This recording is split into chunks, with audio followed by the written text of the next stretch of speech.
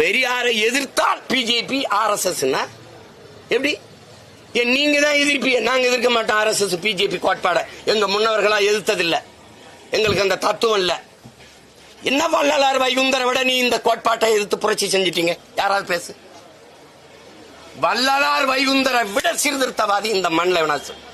இந்த கோட்பாட்டுக்கு எதிராக ஒரு கோட்பாட்டை உருவாக்கி சுத்த சன்மார்க்கம் ஒரு சமயத்தை கண்டவன் எங்க மூதாதை வள்ளலார். அன்பு வழி என்று ஒரு மார்க்கத்தை மதத்தை உருவாக்கினவன் எங்க பாட்டன் வைகுந்தர். சாதிய இழிவை தொடர்த்தி அவன மாதிரி போராடினது உண்டா? வள்ளலார் மாதிரி போராடியது உண்டா? சொல்லுங்க நீங்க.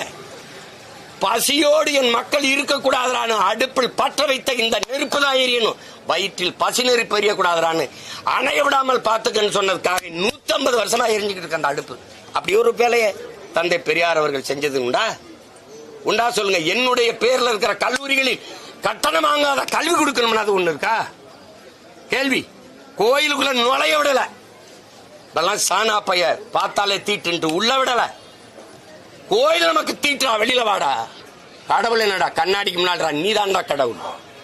பட்டையை எப்படி போட்டா நாங்க சைவ மரபினர் இல்லடா, அவன் போட விட மாட்டேன்.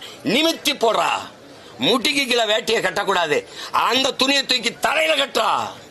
அவன் தான்டா புரட்சியாளன் இந்த மண்ணுல. என்னத்தை மாற்றத்துல பண்ணீங்க நீங்க? ஏன் வள்ளலாரையும் வைகுந்தரையும் போற்றல நீ? ஆவுன்னா பெரியார், ஆவுன்னா பெரியார். என்னது என்னது?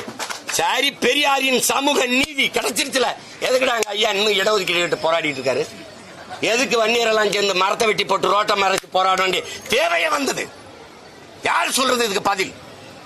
இன்னும் இந்த 10.5 விழுக்காடு இடஒதுக்கீட ஒன்னால நிறுவி தர முடியல.